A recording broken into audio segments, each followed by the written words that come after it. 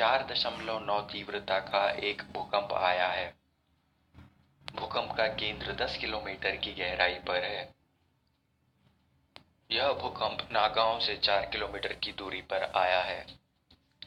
सुबह 10:23 को भूकंप के पहले झटके महसूस किए गए। इसके बाद हर तरफ अफरा तफरी मच गई। कई लोगों के घायल होने की खबरें आ रही हैं, जिसकी आधिकारिक पुष्टि अभी तक नहीं हुई है।